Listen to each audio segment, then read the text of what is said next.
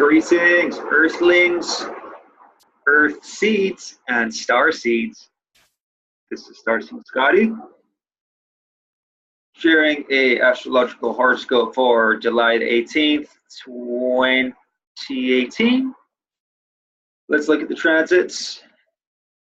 First, I want to show you Serenu, as I've done before, and this is the aspects of the moon. On the left-hand side, I'll show you in little circles. So today the moon is in Libra. Libra is ruled by Venus. It's all about relationships. That's a strong theme of today. And it's making some hard aspects to Pluto and the Sun in Cancer, our emotions and our transformation. But there's minor aspects as well, which I'd like to show you all. Okay, so right we have here, moon at 16 Libra is quincunxing Neptune at 16 Pisces. This quincunx is about adjustment, and I think Neptune is the spiritual, emotional connection we have, and Libra is the airy relationship we have with others and ourselves. Sometimes with Neptune, when we have that connection with spirit, we kind of detach from our ego and we're either in the clouds or we're just kind of detached in the spiritual plane. So I think the quincunx is asking us to see that there's a spiritual connection in relationships. That's actually a big thing that I'm really big on. So that's that. There's some other asteroids here. Square Triclo, the moon is squaring Mors Somnus, the moon is squaring Iran. I actually am unfamiliar with these asteroids, but at some point I will learn about them. Let's find one that I'm aware of. The moon is square Pluto Charon. Charon is the moon, one of the moons of Pluto. We all know Pluto well. You've studied astrology, and that's death, rebirth, evolve or die. One of the mottos for Pluto. And the moon squaring this is this intensity. I was feeling it today. I think with Libra, there's this, when we are relating to others, quite often we'll compromise. That's one of the, it's really nice because we want to bond, we want to have a compassion for others, and sometimes we'll forget about our own needs by appeasing others. But I think with Pluto, it's like we have to be ruthless with our desires, which is that scorpionic part of Pluto. But Pluto and Capricorn, I think, is about we have to be honest about if we want to ascend and evolve and grow, we have to be brutally honest. Tough love, should I call it. That we have to be honest about how we feel.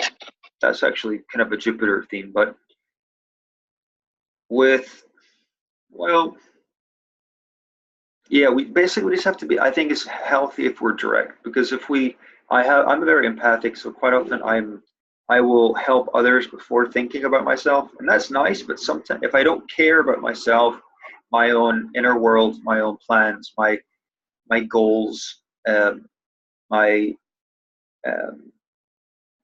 plan for my evolution, if I don't care about that, then I'm actually going to be affecting others in a negative way as much as myself. So there's this thing called enlightened self-interest. It's not narcissism, it's just like taking care of ourselves because we know it takes care of others by our energy we emanate and the service and the passion we come across.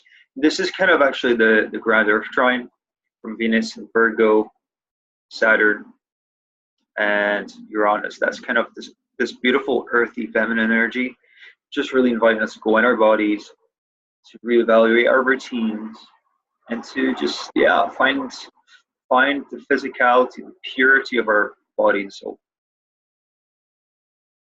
Moon is sextiling Mercury and Leo. There's a circle there. That's cool. That's dynamic. I think Leo, it loves attention, it loves to act, similarly to the moon in Libra. It has this emotional, when we bond with someone else, our individuality is the opposite of Libra is Aries, which is pure individual. I have a lot of Aries, and I understand that thing of self-discipline of this individuality. But when we let go of that and we merge with someone else, then it's amazing. We can learn so much more about ourselves than we would if we were on our own. And the sextile to Mercury, I think, is really that when we bond with others, we can find that passion. We can learn through Mercury or the interconnectedness of us all. So that's great, Mercury and Leo.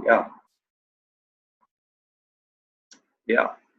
Moon is also sextiling Vesta in Sag, so that's another fire, Sagittarius. Vesta's the asteroid goddess that's kind of like Virgo and Scorpio. Its themes, it's about transformation, but of physical purity, of virginity, celibacy, but in a ritualistic way, because Vesta had histories of ancient temples and things where people would have a sacred connection to the earth and the spiritual world and do some very magical things. So that sextile is like, I think, saying that when we seek wisdom through our relationships and understanding of others, then we can, on a physical level too, empower ourselves. I notice when I interact with others, conversation, small talk, whatever, there's like this energy that's created. Hermes said, or someone else, that when two people come together, a third being is created. That really resonates with me because there's this energy field. It's an alchemical thing. When two come together, there's like this, it's almost like active sex actually, where there's this magical thing where there's a birth. And in every interaction that happens, and when we learn of the art of relationship that Libra is so masterful at, we can evolve. And I think that square to Pluto is, challenging us that, because our shadows do come out. And actually, relationships are one of the biggest things in the Earth experience. If you think about it, everything's a relationship to ourselves, to others, to plants, to food, to crystals, to deities, onion, and to everything. So biggest challenge, though, I would say, is that there's this ingrained self-centeredness, and there's kind of the shadow of Leo and also Aries, that we, through conditioning, see ourself, our individual personality as the center of the universe. And while that is, in our own life, that is true, there is a whole multiverse around us. And when we learn just to step outside of our comfort zone and to just learn from others, to see others as a reflection of ourselves, it's just amazing. You can learn so much. The moon is conjunct, well, later on at 23 degrees, Haumea. Haumea is an asteroid that is named after a Hawaiian earth goddess. It was like the creation, one of the creation goddesses of Hawaii. And not so much I can say about this, apart from it's just inviting us to have a relationship with the earth. Every day I go to the beach, I meditate, and I become one with the earth, and I put my mind to the side, I put my stresses, all this crazy stuff that happens in the world, I put it to the side, and I just focus my pure intent on that relationship with Mother Earth. I think the earth is really asking us, because some of us are aware that there's this old matrix, this artificial, and it's very corrupt, and it's easy to play the blame game, but our opportunity is to reconnect with Earth, because I got Earth here in my plants, but I really believe being in nature is just the ultimate, because the energy fields, we're connected to all of it. the chakras, the ley lines, the grids, and then we're outside of this artificial grid. So I think that's the invitation, the moon conjunct Haumea. The moon is opposing Eris and Aries, and that's really a bit more of a challenge to our integrity of self. Eris is a planet past Pluto that's kind of like a goddess, like a warrior goddess. Xena is one archetype that, if anyone watched the TV show, she was like a kind of female warrior, Amazonian kind of thing. And because Libra is the opposite of Aries, it's an invitation for us to stand in our sovereignty when we relate with others. And because it's so easy to, like I was talking about in another video, become like a herd with the Aquarian, Mars and Aquarius. When we don't take our will, our personal power, then most people are just followers. They'll just do exactly what everyone else does, and quite often it's not much intelligence there. So I think Eris is asking that we stand in our power to explore our individuality. And with Aries, the best way with this is following our gut instincts.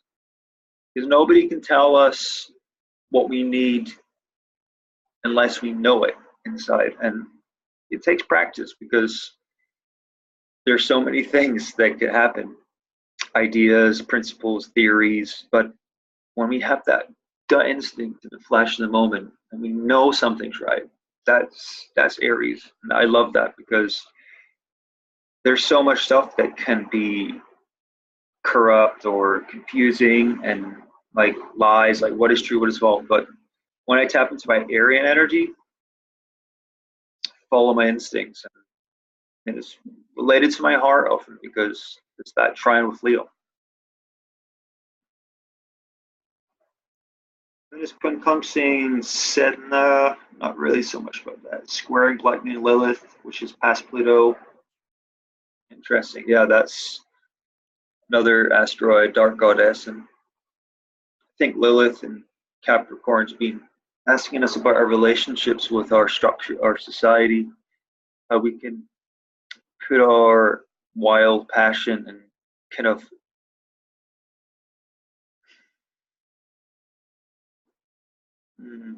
function in society with a kind of sense of our authenticity instead of just blindly following the conditions.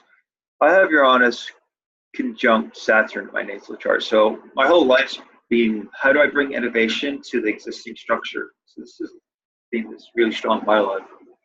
So let's look at Planet Watcher. Just get out of this, and then we can look at some of the other aspects. Yeah. All right, here we go. Shorten this a little bit. So yeah, draw some circles.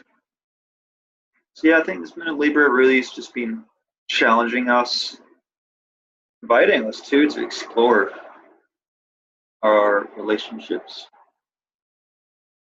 Let's see what Mercury has been up to. Where is it? There we go. So yeah, I talked about the sextile to Mercury, Leo, square to Pluto, the quincunx to Neptune. That's the main aspect. Yeah, the Moon. So with Mercury, yeah, sextile the Moon, which is great for communication and relationships. Mercury's quincunxing Pluto. Yeah, direct. Wow, that's pretty close. So yeah, that's really a challenge of our ego and our transformation, because if we put our ego first all the time, then it really limits our transformation. Because the ego, I remember hearing this phrase with ego that it's modus operandi. It's like logic is the maximum pleasure and the minimum effort. So that's kind of the opposite in a way of evolution. Well, not the opposite, but it's just kind of it conflicts, because when we evolve, we have to let go. and we have to put in a lot of effort. And quite often there's not pleasure because we have to let go of the things that we are addicted to. So Mercury in Leo is, well, I mean, it's nice. I think it's great in Leo because Leo wants us to be creative, wants us to explore, find our passions, especially go over our North Node, our destiny. But we can get a little self-absorbed with Leo.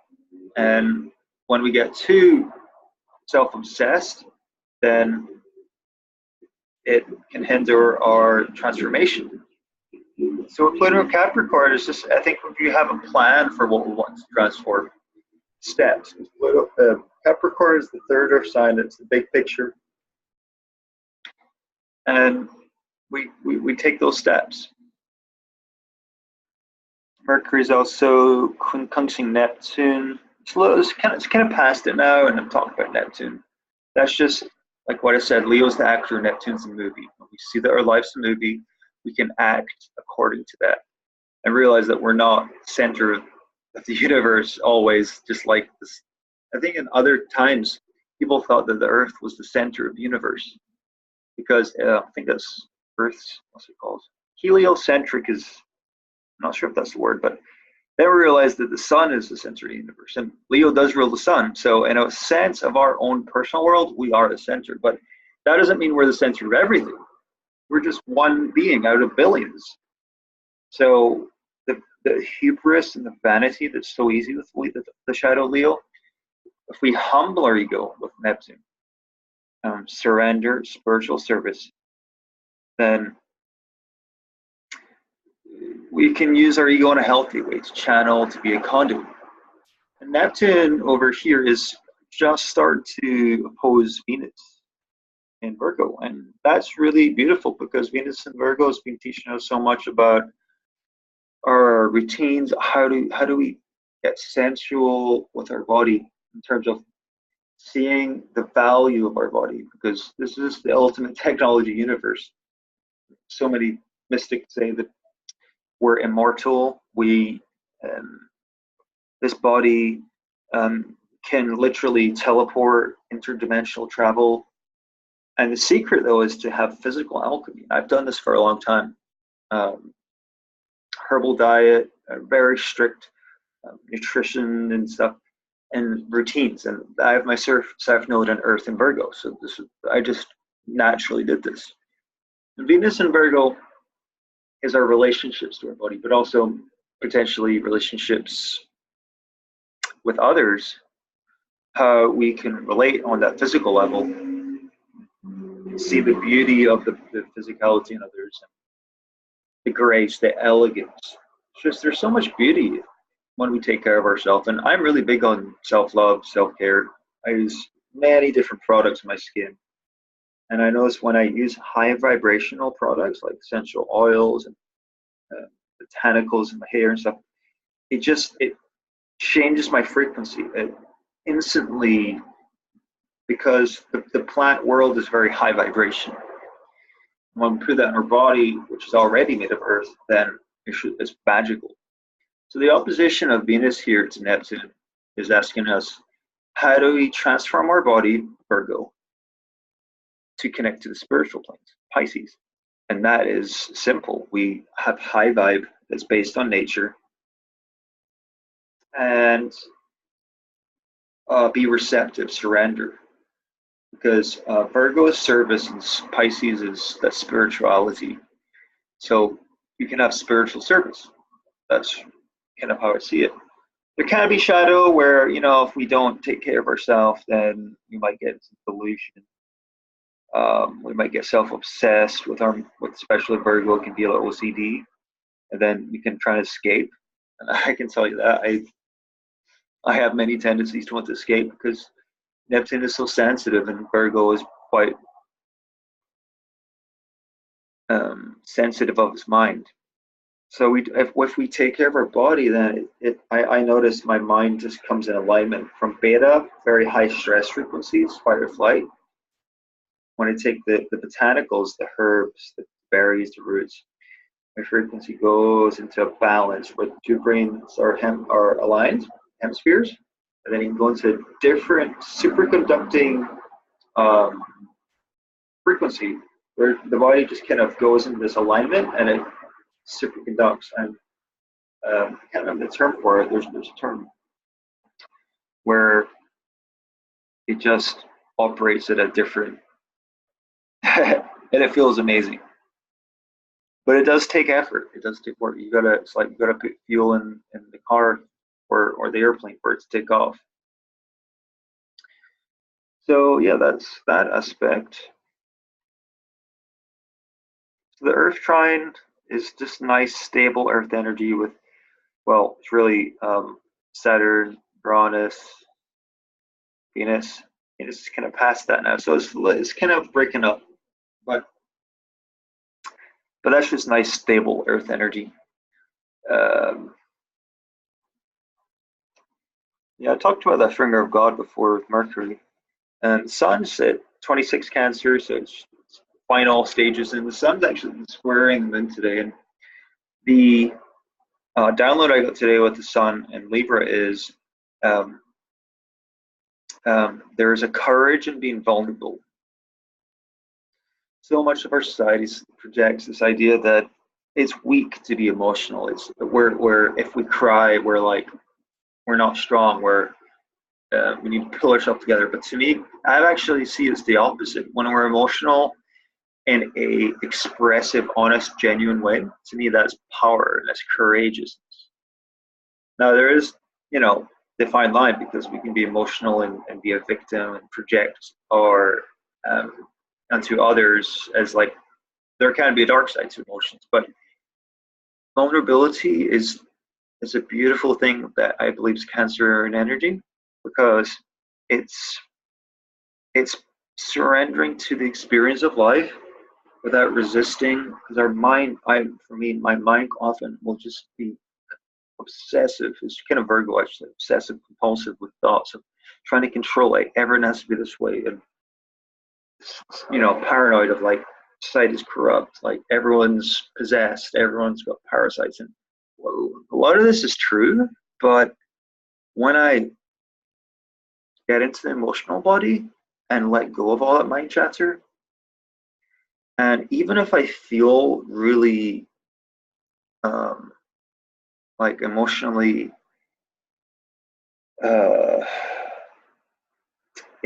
intense, even if it's drama and I feel like I'm being triggered, because I'm opened up the heart, it feels like there's a power to it. Can't really explain it directly, but the square to Libra of Moon in Cancer, sorry, the Moon in Libra, Sun in Cancer, is, I think, when we we need to understand the emotional exchange when we relate to others. This is a really big issue of relationships. I notice that a lot, that quite often others will project either anger or resistance to others when they feel a negative energy come back. And relationships are all about equality. That's why the glyph for Libra is scale, is when we balance the scale and adjust. I have a lot of mutable energy because Pisces, Virgo is mutable. Virgo, I think, is mutable as well. And mutable is changeable. So quite often I will change my frequency and my tone according to the level of consciousness of someone's at.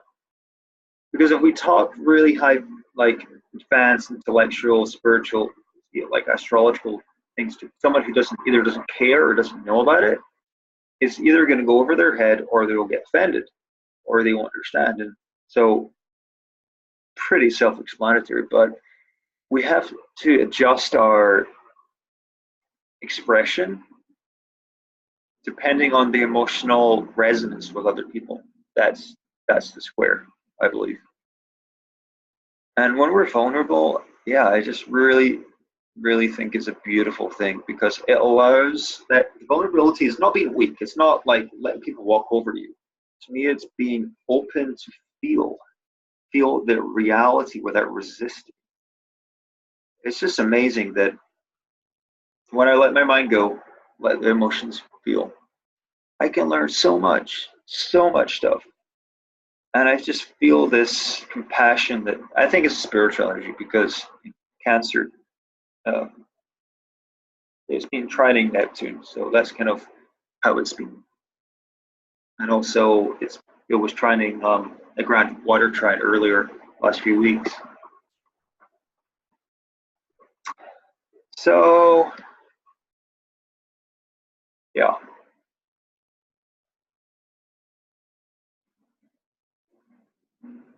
the moon was opposing Chiron yesterday. That was really, I felt that was pretty intense. I was having a lot of self doubts. I'm curious what any of you thought. But Chiron in Aries is like, if we want to heal our individuality, we have to learn so much about how our personality has been shaped over generations, and the healing process is incredibly deep. I think Chiron, especially in Pisces, was showing us that in the collective unconscious, the spiritual planes, but in Aries, it's much more direct up. We have to be honest, what we need, what we feel, what is important, what is healthy ego interests. That's going to be a recurring theme with Chiron and Aries, especially as it's being pretty close to square to Saturn now. As I said before, that's how do we relate our ego to society, to our structures.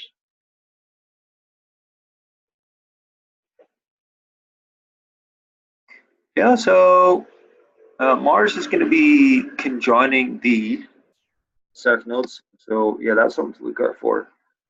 And it's a South node that's going to activate past life memories, probably past life relationships.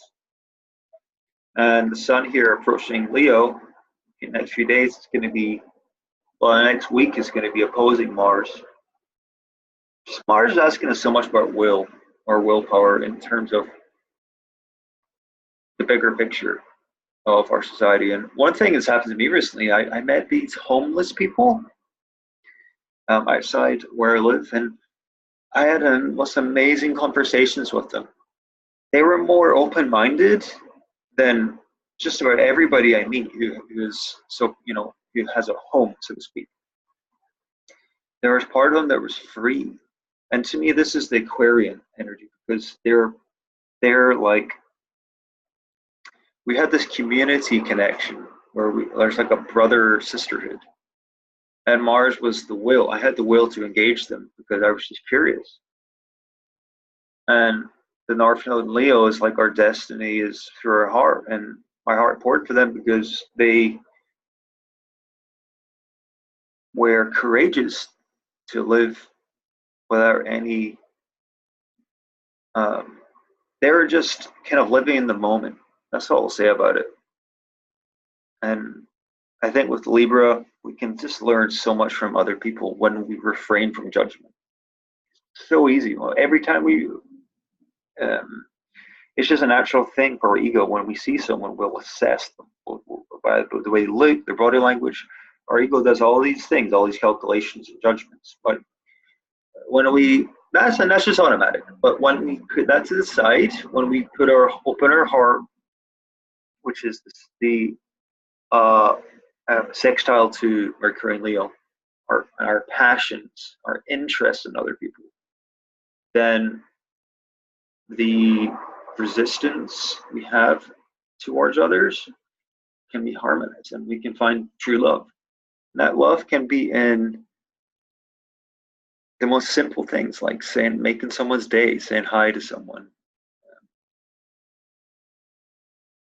Yeah, we're all in this journey together, and while we have many differences, when we see that there's more similarities, we can birth the age of Aquarius. And it's very exciting times. It's very intense. So much stuff's coming out. The universe is seeming to force us. The pressure, the earth trines, the ground, and the squares, the air is bringing up some of our programs. And a lot of fire energy is coming soon, and that's just going to ask us to ignite our heart, ask us what our passions are. So yeah, it's going to be really, Jupiter's direct. Jupiter's really asking us to dive deep. I ask myself every day, what is the truth? Why are there lies? What can I do to find reconciliation of truth? Because we can only do the best we can. Yeah, yeah, so I'll leave it at that today. Thank you very much for listening, and I look forward to connecting next time. Namaste.